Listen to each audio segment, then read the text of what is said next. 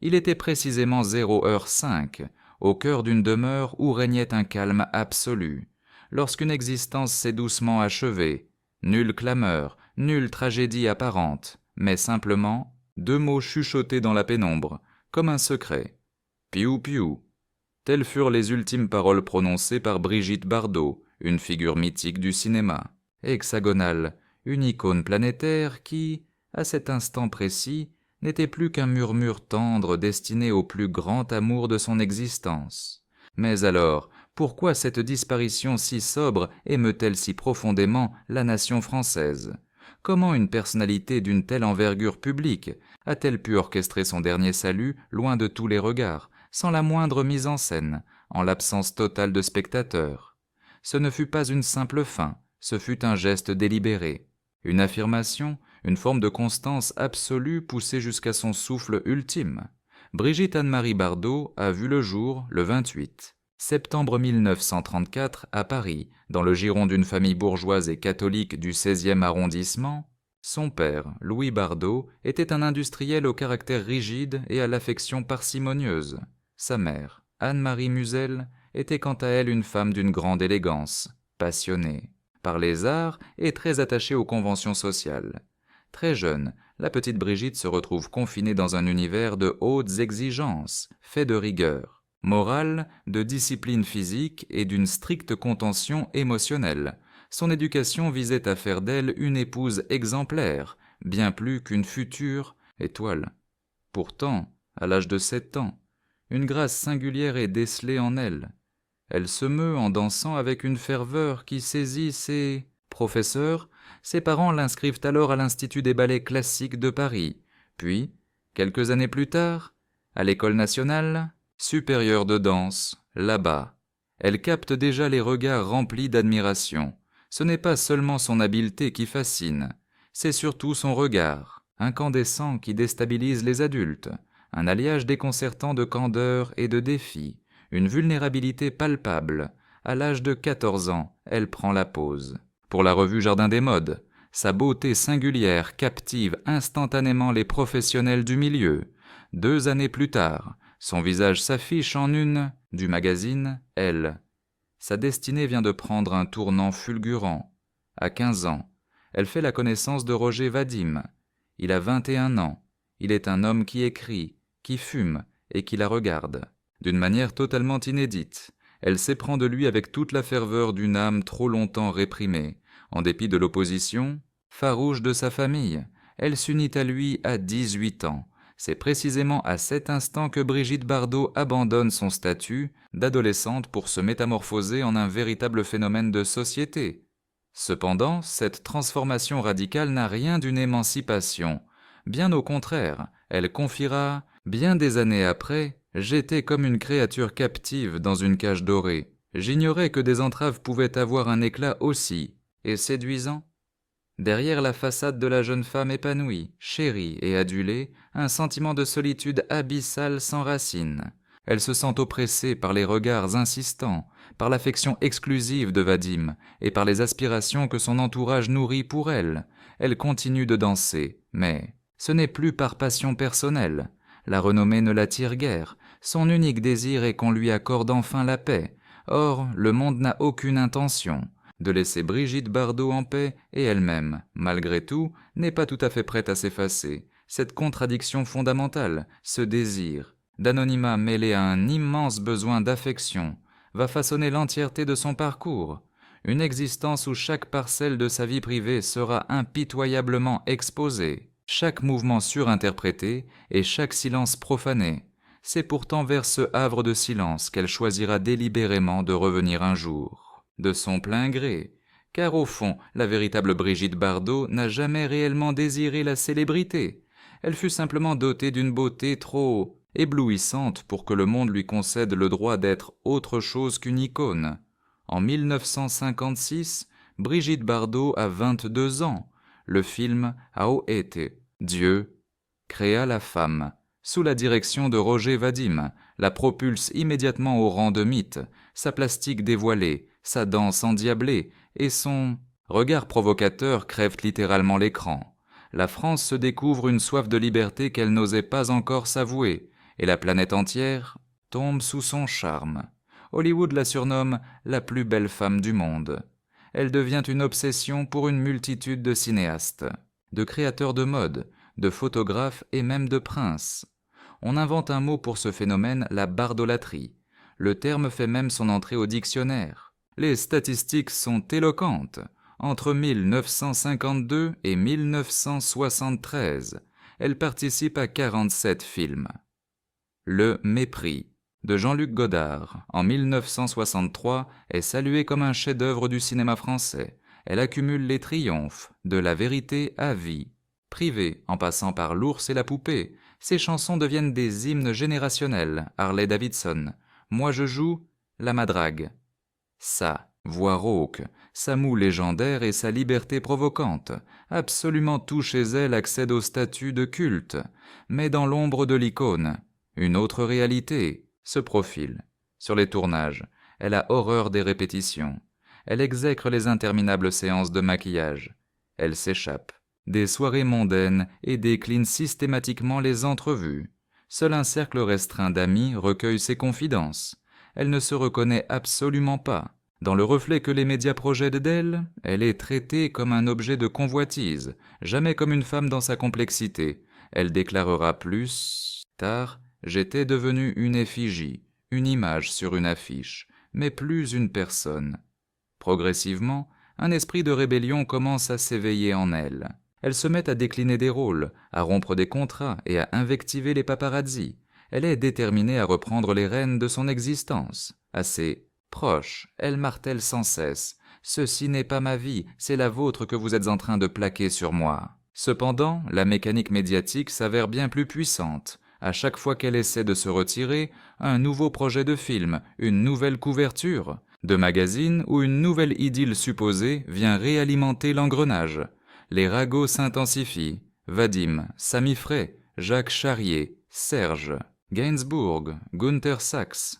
Son nom est sur toutes les lèvres et son corps sur toutes les affiches. Et pourtant, au pinacle de sa renommée, un sentiment de vacuité s'installe. Alors que la décennie 1970 se profile, le portrait de Brigitte Bardot s'assombrit considérablement. Elle commence à confesser publiquement son profond désarroi. Elle fait allusion à des moments où elle a tenté de mettre fin à ses jours. Elle exprime son aversion pour les multitudes, le vacarme incessant et l'éclat des projecteurs. Elle ne supporte plus le moindre contact physique. Puis, le 6 juin 1973, sans le moindre avertissement, elle prend une décision radicale. Elle déclare son retrait définitif du monde cinématographique. À seulement 39 ans, elle tourne le dos à toute l'industrie du 7e art. Il n'y eut ni adieu grandiloquent, ni cérémonie, ni même un dernier film, simplement une fin de non-recevoir catégorique. Je ne veux plus être filmé. La France est abasourdie, et la planète entière partage cette stupeur.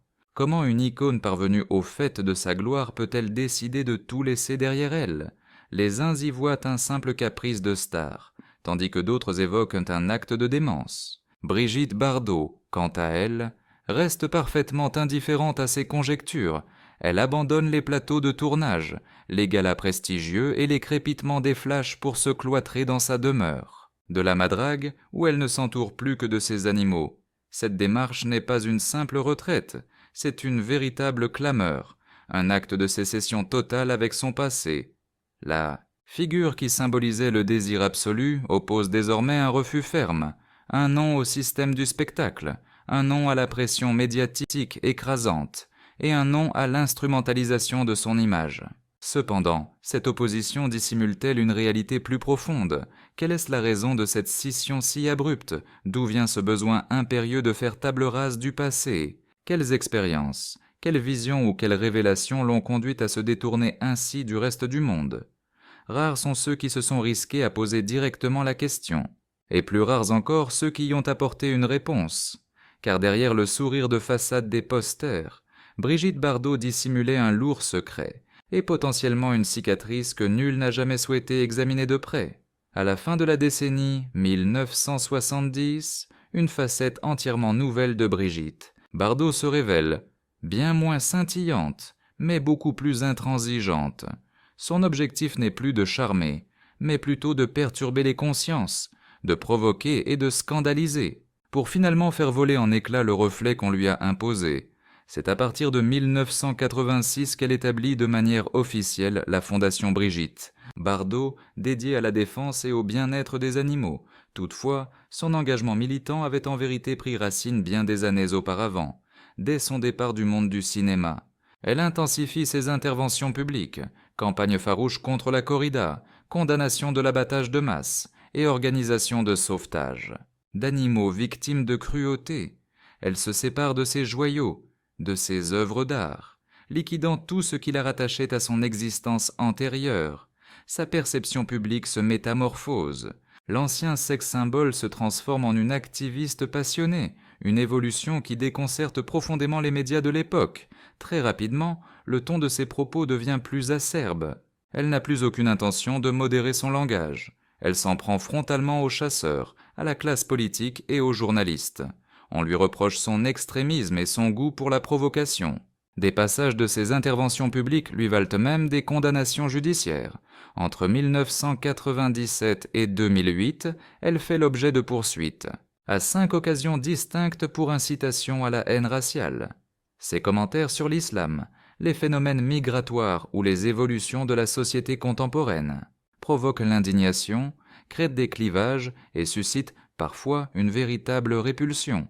Bardot ne présente jamais la moindre excuse. Elle défend sa liberté d'exprimer ses convictions, peu importe les conséquences. Mais derrière cette inflexibilité apparente, ne se cacherait-il pas une profonde souffrance, une rage accumulée depuis longtemps, une amertume tenace envers un univers qu'il a d'abord utilisé avant de la rejeter dans l'oubli? De nombreux proches témoignent qu'elle ne tolérait plus les faux-semblants de la société, l'importance de l'apparence et le carcan du politiquement correct, qu'elle décelait la duplicité partout et qu'elle choisissait délibérément de devenir une paria plutôt que de renier ses propres valeurs. Une énième fois, au sein de sa résidence de la Madrague, elle mène une existence d'ermite. Elle décline les appels, laisse le courrier sans réponse et bannit toute caméra de sa propriété. Sa seule connexion récurrente avec le monde s'effectue par le biais de ses tribunes, souvent incendiaires, diffusées dans les journaux ou envoyées directement aux dirigeants politiques. En mai 2023, un courrier adressé à Emmanuel Macron, dans lequel elle critique violemment le sort réservé aux animaux d'élevage, circule massivement sur les plateformes sociales. On y perçoit le portrait d'une femme épuisée et pleine d'amertume, mais qui conserve toute sa lucidité. Elle déclare « J'ai absolument tout sacrifié et je ne discerne que du sang qui souille vos mains ». Progressivement, même sa base de fidèles admirateurs commence à se fracturer. Une partie persiste à lui vouer une admiration inconditionnelle, tandis qu'une autre frange la répudie désormais complètement. Les marques de reconnaissance se font plus discrètes. Les émissions de télévision évitent de mentionner son nom. Les grands événements, omettant de l'inclure à leur liste d'invités. Et pourtant, les sondages de popularité confirment qu'elle demeure l'une des figures publiques les plus identifiées par les Français. À compter de 2020, son image publique semble se cristalliser. Plus aucune nouvelle apparition, plus aucune photographie récente ne circule. Un véritable voile de mystère s'épaissit. Réside-t-elle toujours à Saint-Tropez? Est-elle malade? A-t-elle définitivement coupé les ponts? Au sein d'une culture obsédée par l'exposition médiatique, ce retrait délibéré sème le trouble.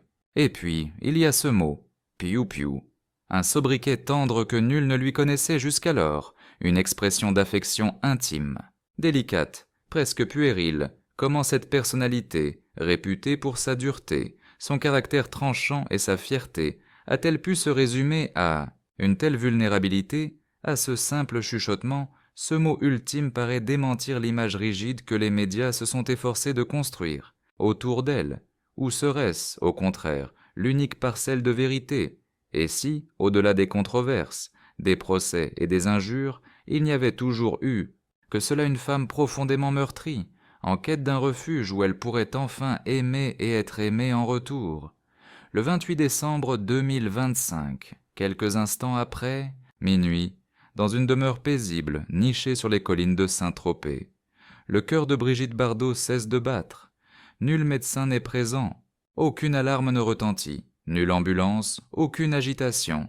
Bernard Dormal, son époux, depuis 1992, se trouve à ses côtés. Il la serre tendrement dans ses bras. À minuit précis, elle souffle dans un murmure « piou-piou ». Son regard se pose sur lui une dernière fois avant que ses paupières ne s'abaissent définitivement. Elle ne les relèvera jamais.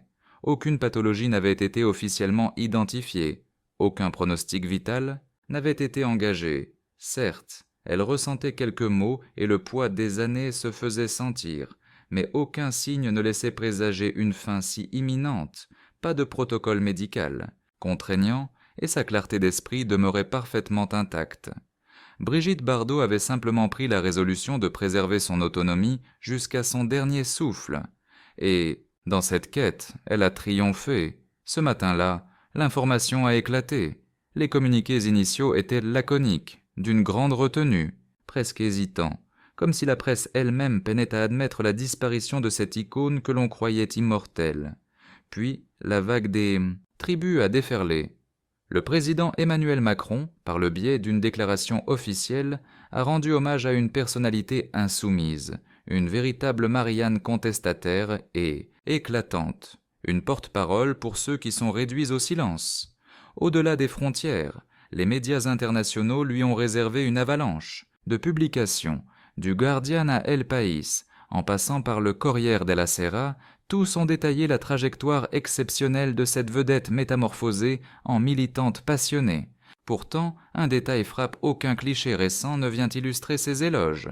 Nulle part ne trouve-t-on de séquences filmées de ses derniers moments. Brigitte Bardot s'en est allée de la même manière qu'elle a mené son existence durant le dernier demi-siècle, en opposition frontale et absolue avec l'ordre établi. Sur les plateformes numériques, les commentaires affluents. Une première génération partage sa mélancolie pour une époque désormais lointaine, tandis qu'une nouvelle génération explore la personnalité complexe qui se cachait derrière le mythe. Certains termes reviennent en boucle: bravoure, indépendance, isolement, mais également une forme de perplexité, car ce décès suscite un certain malaise. Comment une célébrité de cette envergure a-t-elle pu opter pour une sortie si discrète? Où sont passés les projecteurs? Où sont les gerbes de fleurs? Que sont devenus les éloges funèbres? Où est la grande mise en scène? C'est précisément cette absence qui déconcerte le plus. Brigitte Bardot a fait de son propre décès un acte militant. Elle a catégoriquement rejeté le spectacle de la peine, les pleurs médiatisés et les plateaux télévisés drapés de noir. Elle n'a souhaité ni chapelle ardente, ni panégyrique prononcé dans un lieu de culte, ni procession filmée pour les journaux télévisés. Sa dépouille a été réduite en cendres dans la plus grande discrétion, en comité extrêmement restreint. Pas un seul représentant de la presse n'a été convié. Aucun cliché n'a filtré. Cette décision intransigeante a provoqué des avis partagés. Pour les uns, il s'agissait d'une dernière fantaisie de diva, tandis que pour les autres, c'était un acte d'une logique implacable. Cependant, l'ensemble de l'opinion a été saisi par la force symbolique de cette éclipse, bien plus qu'une simple séparation. Ce fut une évanescence délibérée, une échappée belle, un triomphe final contre cet univers qu'elle avait autrefois conquis. L'onde de choc a été d'autant plus violente que très peu de personnes, à l'exception de Bernard Dormal et du personnel de sa résidence, connaissaient la précarité de son état de santé. D'après diverses informations concordantes, elle se serait opposée à la moindre admission en milieu hospitalier par précaution. Son désir le plus cher était de demeurer dans sa demeure, de contempler la mer depuis sa chambre, de s'éveiller au son des oiseaux, pour finalement s'éteindre dans la sérénité. Elle n'a laissé derrière elle ni lettre d'adieu, ni testament rendu public, uniquement une tendre pensée pour celui qui partageait sa vie. Quelle signification profonde se dissimulait derrière ce mutisme? Fallait-il y voir un apaisement, une émancipation, ou bien une sorte de renoncement? Ses proches confient que, ces derniers temps, elle évoquait souvent son besoin de quiétude et martelait fréquemment: mon temps dans ce monde a été bien trop long.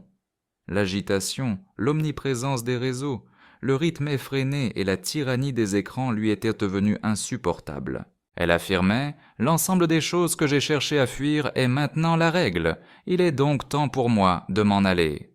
Au sein de sa résidence de la Madrague, à présent, orpheline de sa maîtresse, subsistent ses compagnons canins, félins et équidés. son jardin impeccablement entretenu, ses ouvrages annotés de sa main et, sur le chevet, un modeste cadre.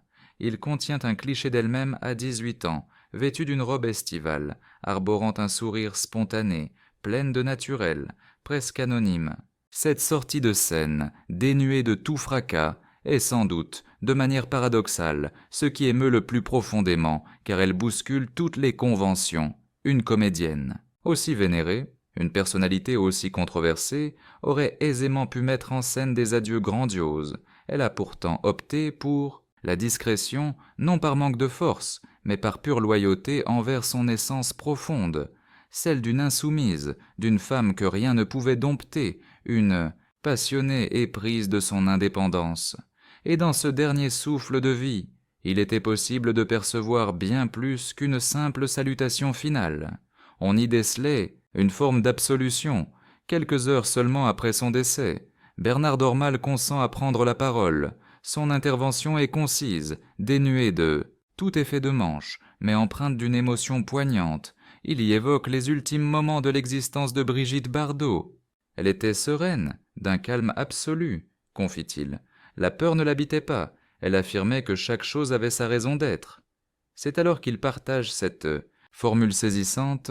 Elle m'a confié que l'existence lui avait énormément dérobé, mais que l'affection des bêtes avait été sa rédemption. Il ne s'agit pas là d'une révélation emphatique, ce sont des termes dépouillés, mais c'est au cœur même de cette sobriété que se niche une vérité fondamentale. Bardot, que l'on a fréquemment décrite comme intransigeante, sèche et clivante, n'était en réalité qu'une âme blessée par la lumière des projecteurs. Jamais elle n'a su s'intégrer pleinement à la société des hommes. C'est auprès des animaux qu'elle a trouvé refuge, et cette décision, qui a pu prêter à sourire à certains, fut en réalité son unique moyen de subsistance psychologique. Les écrits qu'elle a légués à sa propre fondation viennent corroborer ce parcours de vie. Au sein d'un document datant de novembre, elle couche sur le papier « Je n'ai plus foi en la société, mais je conserve ma croyance en la douceur, celle que l'on trouve dans le regard d'une bête, celle qui émane d'un silence complice. » Elle y formule le vœu que sa fortune soit entièrement consacrée à la stérilisation des chats des rues et à la prise en charge des chevaux délaissés. Nulle part il n'est fait allusion à un quelconque legs destiné à des parents ou à des figures publiques. Ces dernières volontés constituent un acte. Elle n'a légué ni héritage militant, ni succession familiale. L'unique chose qu'elle offre à la postérité est une interrogation profonde et lancinante. Que peut-il bien subsister après avoir connu l'apogée en tout, la splendeur, la renommée universelle, la passion amoureuse, et pourtant opter volontairement pour le retrait total de la scène du monde? Il se murmure que dans ces derniers instants, elle se serait livrée à une soignante.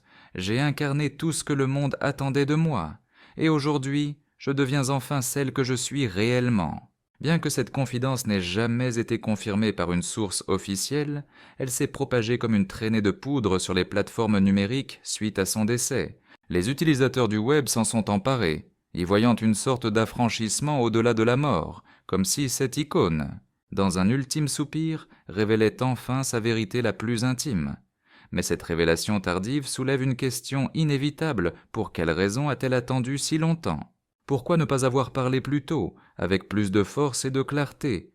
D'où venait cette longue retenue? L'explication se trouve probablement dans sa crainte de l'incompréhension.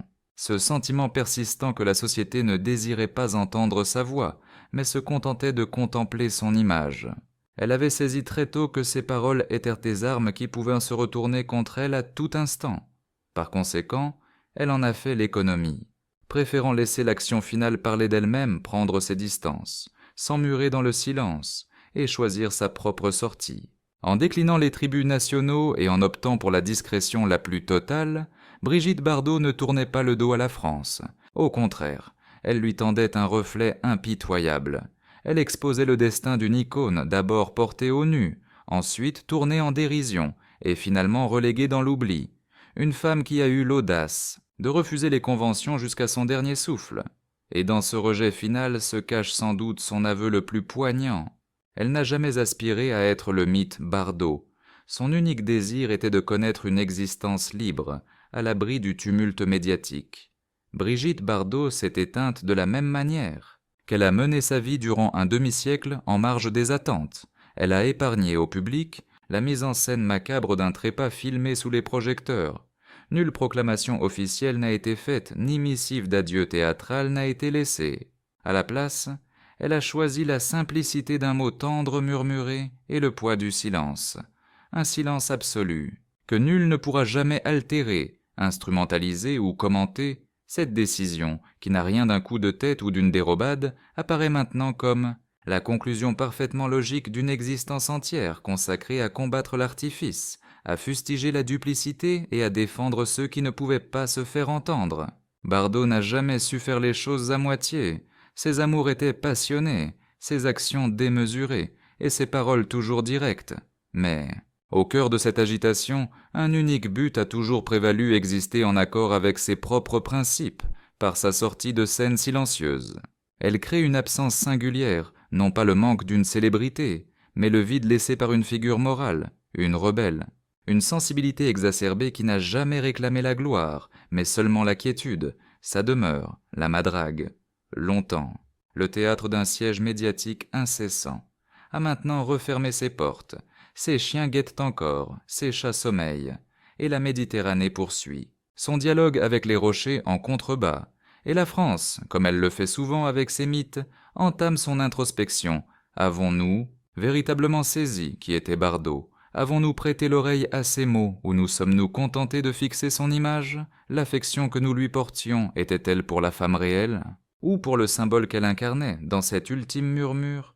Piou piou, réside peut-être la véritable réponse. Loin de la déesse des années 60, bien au-delà de la militante acharnée, se trouvait une personne fragile, éprise d'amour et profondément lasse. Et aujourd'hui, alors que disparaît la toute dernière grande icône vivante de l'âge d'or du cinéma français, une seule interrogation flotte, immatérielle dans l'atmosphère. Et si, en nous efforçant de la déchiffrer avec tant de retard, nous avions en réalité laissé s'échapper son essence il y a de cela une éternité,